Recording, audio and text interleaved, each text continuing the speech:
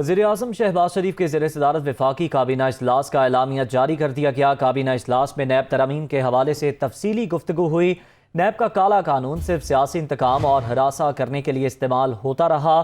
کابینہ ارکان کی جانب سے ایسا کہا گیا۔ نیب قوانین کی وجہ سے بیوروکریسی فیصلے لینے سے ڈرتی ہے۔ کابینہ نے نیب ترامیم کے لیے وزیر قانون کی سربراہی میں کمیٹی تشکیل دینے کی منظوری دے دی ہے۔ مزید جان لیں گے یاسر ملک سے۔ یاسر ملک، بتائیے گا اعلامیہ سے متعلق۔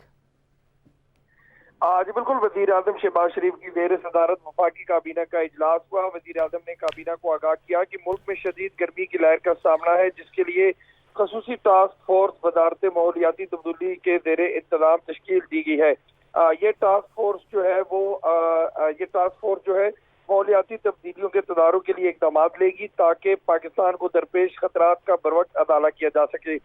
کابینہ اجلاس میں نیب ترامیم کے حوالے سے تفصیلی گفتگو ہوئی۔ کابینہ اراکین نے اظہار کیا کہ نیب کا کالا قانون صرف سیاسی انتقام، سرکاری اہلکاروں اور کاروباری طبقے کو ہراساں کرنے کے لیے استعمال ہوتا ہے۔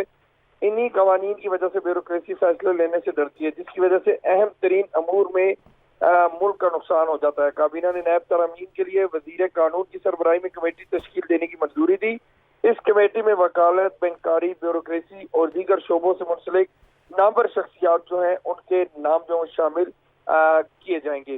اسٹیبلشمنٹ ڈویژن نے کابینہ کو سول سرونٹ ڈائریکٹری ریٹائرمنٹ جو سروس رول ہے 2020 پر نظر ثانی کے حوالے سے قائم کمیٹی کی جو رپورٹ تھی وہ بھی پیش کی ہے۔ رپورٹ میں بتایا گیا کہ ان رولز میں وہ تمام قواعد موجود ہیں جو گورنمنٹ سرونٹ رول 2020 میں پہلے سے شامل ہے۔ کابینہ اراکین نے اظہار کیا کہ ان رولز کو سرکاری افسران پر دباؤ ڈالنے کے لیے استعمال کیا جاتا رہا ہے، جس کا کوئی قانونی جواز نہیں بنتا۔ پہلے سے موجود قوانین کے اوپر دوبارہ رولز جو ہے وہ نہیں بنائے جا سکتے۔ احتساب کا عمل شفاف اور بلا تفریق ہونا چاہیے۔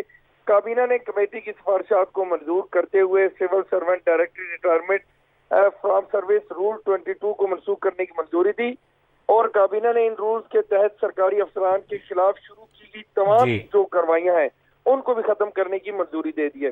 کابینہ نے وزارت خزانہ کی سفارش پر 75ویں یوم آزادی اور ٹھیک ہے، منظوری دی گئی ہے کابینہ کی جانب سے مختلف منصوبوں کی۔ شکریہ آپ کا یاسر ملک۔